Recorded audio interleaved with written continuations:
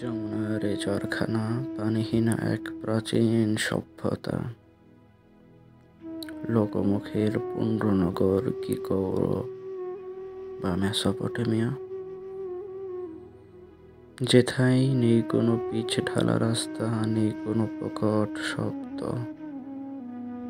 সারাদিনের চাহনিতে ইঞ্জিন চালিত নৌকা দেখাও ভার, দেখা মেলে শুধু বৈঠা বায়া ছোট ছোট তরীর শব্দ। বছর খানিক পেরোলো, বাসা বেঁধেছি হেথায়। আমি এক অন্তজ চইরা সেজেছি মনের ব্যথায়।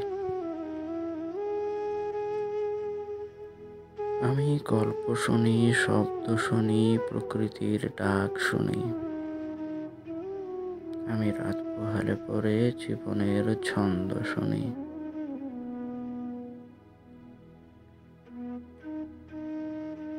আনন্দ, বেদনা, সংগ্রাম আর অনিশ্চয়তার ছন্দ। জানো তরঙ্গিনী, শিয়ালের ডাকেও গল্প থাকে, কতগুলো ছন্দ থাকে। খাবারের ছন্দ, মিলনের ছন্দ, এক পরিত্রাণের ছন্দ। আমি কুহকের ডাকেও ছন্দ খুঁজে পাই, সেই কুহক যার অস্তিত্বে তোমার বড্ড আস্থাহীনতা। তোমার আস্থাহীনতা ভেঙে দিতে আমার বড্ড ইচ্ছা হয়।